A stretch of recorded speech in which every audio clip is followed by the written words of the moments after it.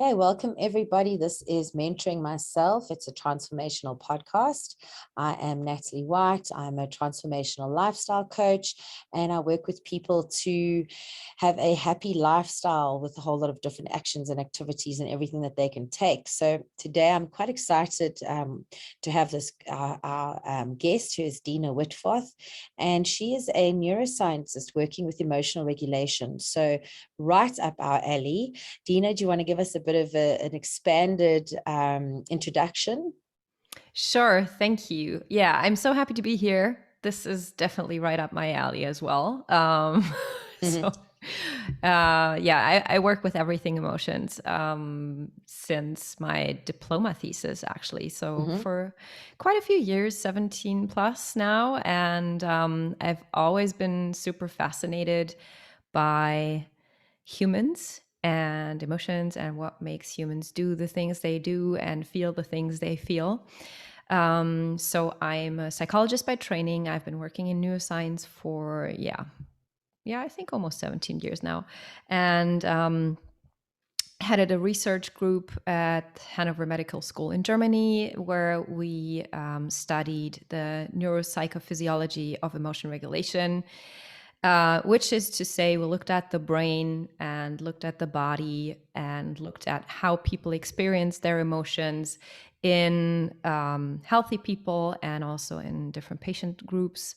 And that's been my main focus of work. And over the past couple of years, I've also been developing a coaching practice with kind of like the same focus. So everything emotions, how to feel good, how to be happy. So very much like what you just said, like rang a bell for me as well. So kind of like trying to get at the topic of emotion regulation from all angles, not just the like bird's eye view scientific kind of thing, but also like, being in the trenches with people and seeing how they can make use of the things that we research. Yes, how to apply it. Yeah, exactly. Makes sense. Yeah. I'm just noticing my sci-fi appearance right now. It's very entertaining. I'm wondering if I should just turn it off. Let's just turn it off for a bit of sanity here. Yes, otherwise it can be quite distracting. So my viewers know that this is the start of something amazing, not necessarily the end of it. So they can accept that things are going to change as we change our tech. Okay, so let's, based on that, we're going to spend a bit of time after we've asked the main question of the podcast, but based on that, all your learnings, everything that you've got, if you had a chance to speak to your younger self, what advice would you give your younger self? I would tell myself that above all else, happiness is a choice. And that I can always choose to be happier.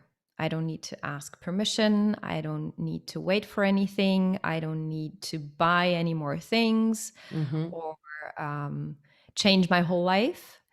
I can just choose to focus on happiness and what brings me joy and what feels good in my body and what gives me pleasure. And also I can choose the thoughts that I have that make me feel a certain way and focusing more on thoughts that are helpful to feel happier and more joyful in my life. So that would be something that I would definitely tell myself that I took quite a bit of time to learn. Still learning, but yeah. Yes, definitely. Ditto. I agree. Even with all this knowledge and stuff, I think you've got a lot more of the neurophysiology behind you, and perhaps I've got a bit more of the mindset sort of stuff. Even with all the knowledge, you still have your moments where something will irritate you or annoy you or put your mood down or whatever, and it's this constant learning and growing and practicing of this choosing of the thoughts that are most helpful to make you happy in that. So it is a process. And I think for people who are starting this process or just learning about the process, to understand that it's not instant. You don't instantly go, okay, I'm never going to be unhappy again, because there's going to be circumstances, there's going to be influences that are going to come into your life that are going to challenge your ability to see things from a happiness perspective, and that's all what the process is about. It's about this learning to take everything in from a perspective that's actually helpful and useful, and a lesson, finding the lesson and the joy in everything, really. Yeah.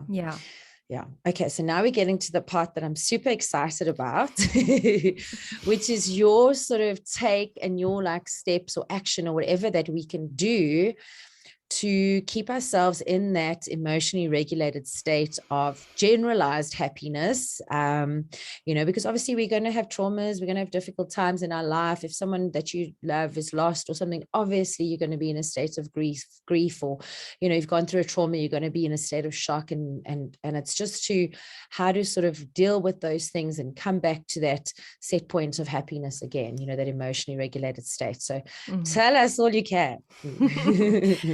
All right. So let me see where I should start.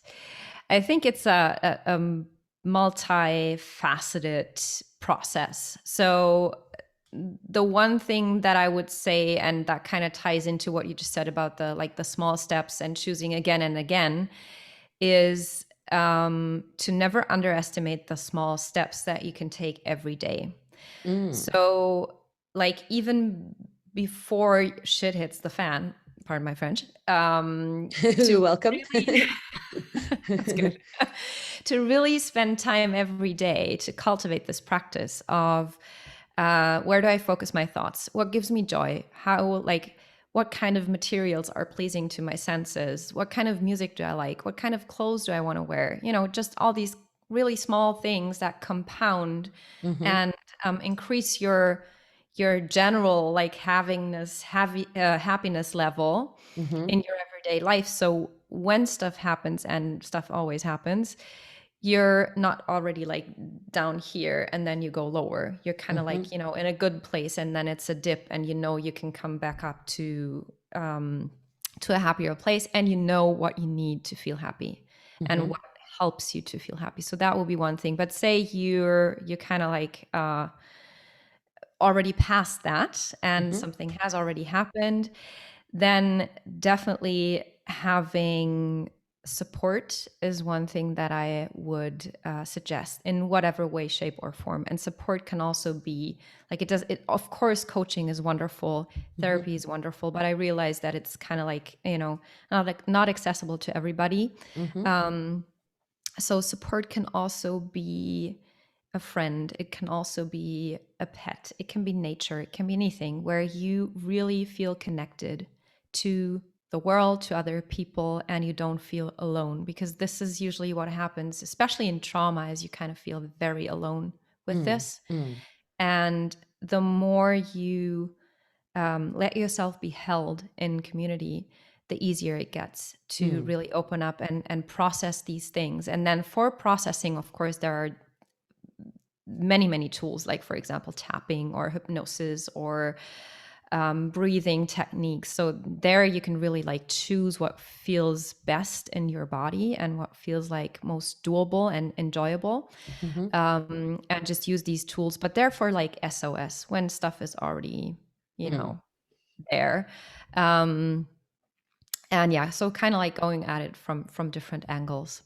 And I like that, because someone who've always enjoyed the videos and that of Will Smith, and one of his things that he said to his children was, it doesn't matter what you're going through or what you want to achieve or do in your life, there will be either a book or a video or something that you can watch or read where someone else has experienced it. So even if it's not someone live that you can actually talk to and support, I mean, YouTube have endless videos where you could be going through some sort of difficulty, like, how can I give myself motivation or energy? And you just Google it, you just go on YouTube, search for it, and you're going to find a video where there's someone sort of in a similar field to us, and they can even give you that support, even if it's not direct, because some people perhaps might say, oh, but I don't have a support system, or anyone I go to judges me or whatever. But there is so much out there where you can go to a guru of some sort or a therapist of some sort that's online, and you can get that support in that way. And for me, that's been such a huge learning, learning tool, is all the online stuff that's available. And if someone can watch this podcast, then they can definitely go and search for something online as well. They have the resources for that. So yeah, I totally relate to that. Now, what I would love to know is, what are your little actions, your little small steps that you do every day that keep your mental state up there, as you say? So the one thing that I definitely do is affirmations and mindset journaling. And I haven't been super consistent during the times when my kids were small, because their mornings were just craziness. And just, I'm not a morning person, so getting up earlier to do that was like, nah, not doing it. But I notice when I don't, I feel definitely less resilient during the day. So this is something that I make sure I do. Then also, because I can right now, I practice slow mornings. That's also something that is helping me just regulate my nervous system, because I've noticed that when I had these like really stressful times when I had to, get both kids to kindergarten, and there was fighting and screaming and shoes missing and all of that stuff. And it took me 1.5 hours to even just arrive at my desk. I was already done with the day. I was like, I can go back to sleep now. Yeah. No, I feel you also have two So little ones. So yeah. So relate. you know what I'm talking about. Yeah. For sure. So kind of like, as soon as I could do it, I got my mornings back, and that has been super helpful. So just, not starting super stressed and super like agitated into my day has helped me so much. And I realized that you can't always do that, but you can do small things, just, I don't know, taking 5 minutes to just breathe and sit under a tree before you start working, or something small like that, really, really tiny things. And that's also what I try to do during the day. So if I notice myself getting tense, I do something that I know will bring me pleasure, even if it's just for a minute. Like, I don't know, smelling something delicious, or just stroking my skin, or taking a deep breath, or looking at the sky, and really, again and again, coming back into my body, coming back to my senses, coming back to here and now, and just trying to do things that I know will relax my nervous system. So that's what I do for myself.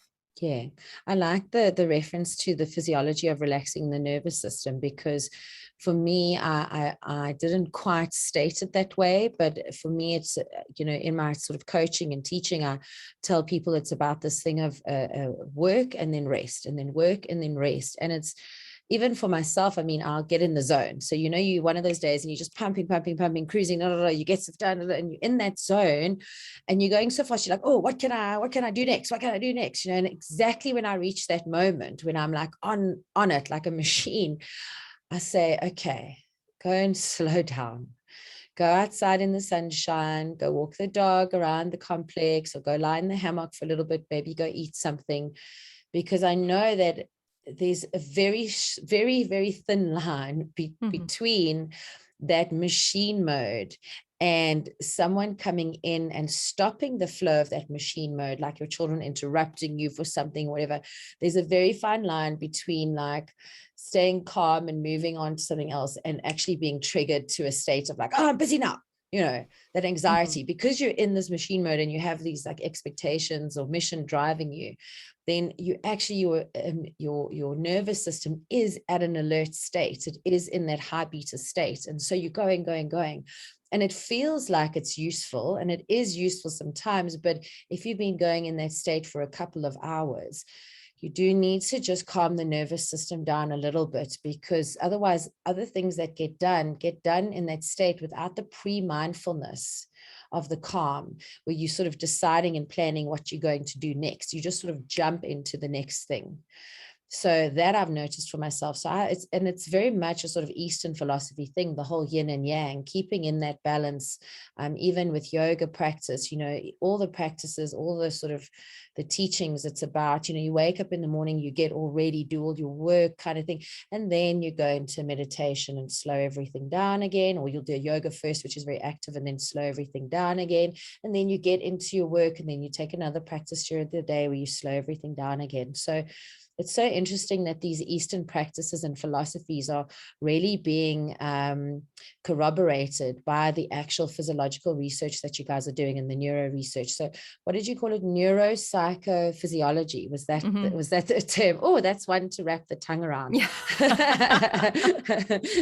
Yeah. So it's so lovely to see how these sort of practices are now, coming in line with a lot of the beliefs that some people might see a little bit as too esoteric or whatever, but they're actual daily sort of practices that you can do to create that flow through your day the whole time.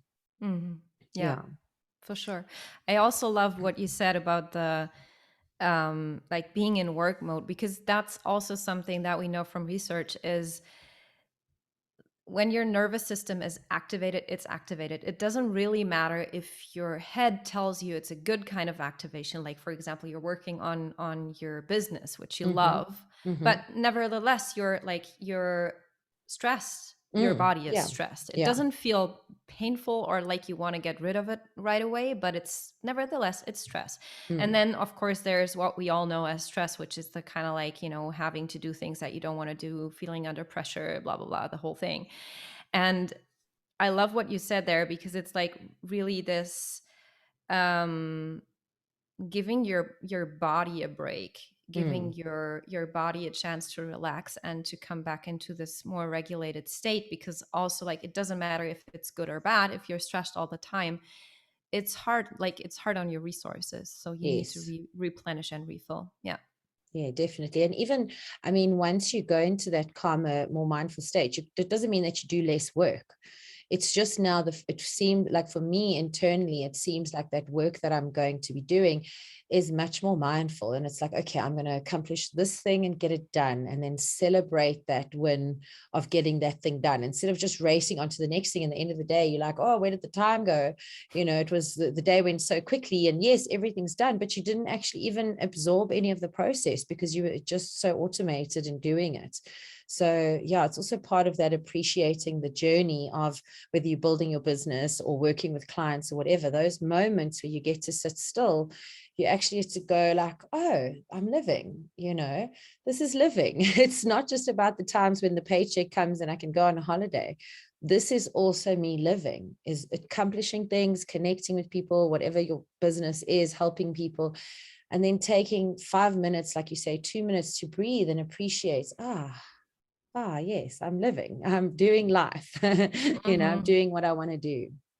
Yeah. And it's also not postponing happiness and living and feeling content. It's like, it's so easy to fall into that trap of, when I have reached that goal, when I have finished that project, when the kids are grown, then I can be happy, then I can be content, then I can take time for myself. And like, yeah, but until then, like, wouldn't it be cool if you could feel really good, like right now, all the time? And it's always available, and it's so simple. And it's like, that's also kind of like the trap, because it's so simple. It's like, can it really be that simple? Is it okay if I let it be that easy? And it's like, yeah, it's actually that easy. You just breathe, you just enjoy, like right now. Yes. Literally stopping to smell the flowers, whatever the flowers are. Exactly. And I love the simplicity of it, because even today I was working with a client and helped her with something, and she was like, I actually know these things. I'm like, I know you know these things. That's why I'm coaching them out of you.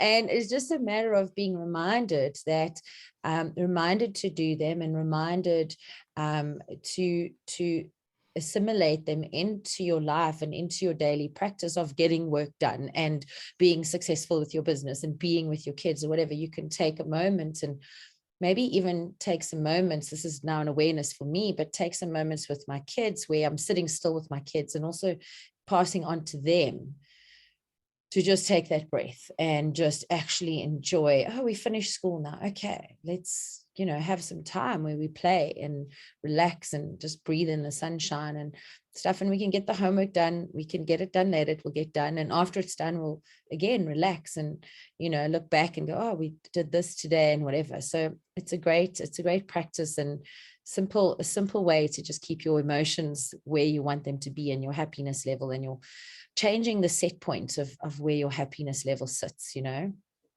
Yeah, for sure. Yeah. So I have a bit of a niggly question that's come up for me in this conversation. I read a lot of things, these little, like a quote or a saying here or there, which talks about getting out of your comfort zone. And are you, is your aim to be comfortable, and how important it is to be out of the comfort zone? And when we talk about this thing of, we're actually putting ourselves in a comfort zone, we're very intentionally and consciously creating a comfort zone. So there's a bit of like a mismatch there. What are your thoughts on that? It's really cool that you're bringing that up, because I just wrote a post, I don't know, I think a week ago or something on Instagram, which I called a love note to the comfort zone. Oh, perfect. So I share the sentiment of like, growth happens outside the comfort zone. And growth can be uncomfortable. And also, you don't have to be constantly growing all the time. Yes. So it's what you said, the like, yin and yang, in and out, kind of like balance between these things. It's like for plants, they don't usually continuously grow. They have some kind of cyclical rhythm of growing and resting. Even in the rainforest, it's like maybe it's just a couple of hours. They don't grow during the day, only at night. It's not like, in temperate zones here where winter is no growth and then spring and summer is growth. But there is some kind of rhythm, some kind of cycle. Okay. And I think in our Western society, we're so used to this like paradigm of perpetual growth. And we kind of like tack that onto ourselves as well. Yes. And it's so stressful. It is so stressful to continuously feel like you need to be working on yourself. You need to be changing. You need to be growing. You need to be outside of your comfort zone. And I'm like, yeah. And also you need to be comfortable at sometimes, just relax and enjoy and be fulfilled. And I just this morning, I've been thinking about this thing that I heard a couple of times, is like, stay hungry. And I'm like, I don't want to be hungry all the time. Sometimes I want to feel satiated. I want to feel fulfilled. Like, where is the space for that? Where do I put that into my day? Because how can you try to be as happy as you can and appreciate and be grateful when you're constantly looking for the next thing and the next growth step and the next big project and whatever? And it's really this like finding a balance. If you're always growing, it's not a good thing. And if you're never growing, it's probably not a good thing either. So finding kind of like the sweet spot also for yourself. And that has something to do with how reactive your nervous system is and how well you know how to regulate yourself and co-regulate with others. So it's really finding, how much rest do I need and how much growth can I take? And then really giving yourself grace to rest when you need to, and not constantly push yourself out of being comfortable, because like, it's nice to be comfortable. Let's be honest. And there is nothing wrong with it inherently. So yeah. I love that. I'm going to go and find that post and read it.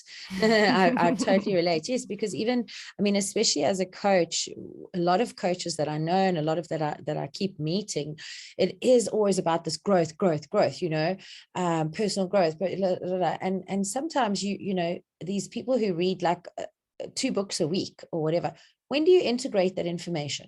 If you never rest, if you never allow yourself to be comfortable in the rest of your life so that you can integrate these new practices and apply them, then you don't actually grow. Then it's just like this endless feeding furnace. We're just taking in stuff and not applying it, and it's just getting lost, So that even for me is a lesson, because I love studying, I love learning, and it's part of my everyday, So it's nice to hear from I'm taking it now from a neuropsychologist, a neuroscientist, that I need to have have days where I'm not learning, where I'm not growing, and where I just switch off and allow for the integration of it. Because like you say, we're not meant to be in the stressed state all the time. We can actually just sit back and relax and enjoy what we've done so far, and give our time, our nervous systems as well, to process. When you read a book, it's not just the information going in, it's the understanding, and it does need to be integrated on a physiological level. So to give ourselves that time, that is fantastic advice. So thank you. You're I'm going to welcome. take it for myself. Yeah, for sure. And I mean, it's not just in the like self-help industry, let's call it self-help industry. I see the same thing in science, right? Where we are constantly pushed to write the next publication and, get the next grant and the next funding and the next project and the next study. And it's just like this, when I started, there weren't many graduate schools around, at least in Germany, where you could actually like study neuroscience. Now there are, I don't know, 25, 30, whatever, just like they exploded. And there are all these PhD students in there who do theses and who have to come up with new studies. And it's just this explosion of studies. And now we're sitting there like, yeah, we've been doing this for like, I don't know, 25, 30 years or even longer. And we still don't have like an underlying theory about how the brain even works. Wow. Because it's not been integrated. That makes sense. Exactly. Yeah. So nobody has been given the time and the money to just sit there and look at all this stuff and be like, I wonder what the underlying pattern is. I wonder what the red thread is. Like, what conclusions can we take from all that's been studied? Because we've been constantly pushing forward, doing new things that we haven't done. And it doesn't necessarily make things any better. If you never stop to think and evaluate and be like, well, maybe that wasn't a good idea, but that one was, which I didn't realize at the time. So let's get that done and drop this. And, and I think that applies to pretty much any field, to have like both these growth phases and the rest phases where and even the evaluation. So I would kind of tease them apart a bit. Like resting is really for just resting and not, neither input nor output is your focus, where you just rest. And then when you've digested, then you can look at the stuff and see what you can change. So yeah, well, that totally makes sense. Thank you so much. And I just want to let the viewers know that you are going to do a little video as well for us on a tapping technique. Can you just tell us just quickly what the tapping technique is going to be for? For sure.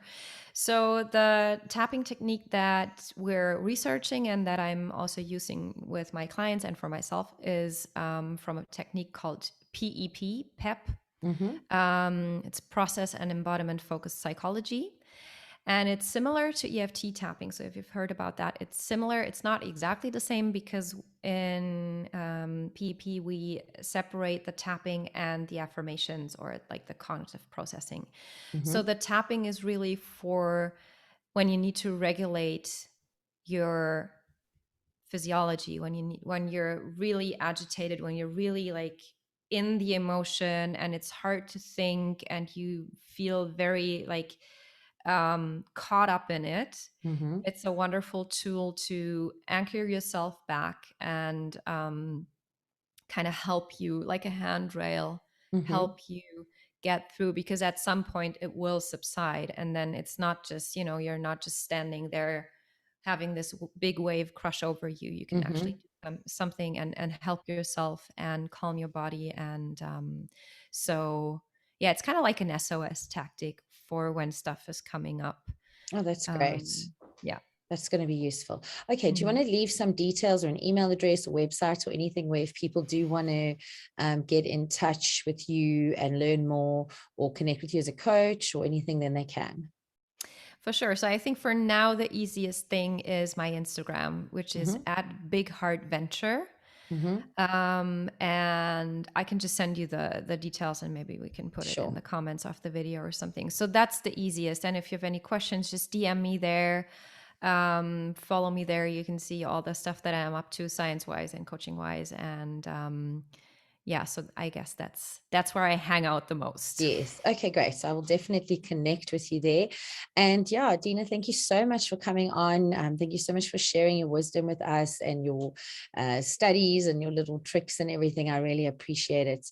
And yeah, we will also put the link for the next video where people can do that pep tapping as well. That will be great. But thank you for coming on.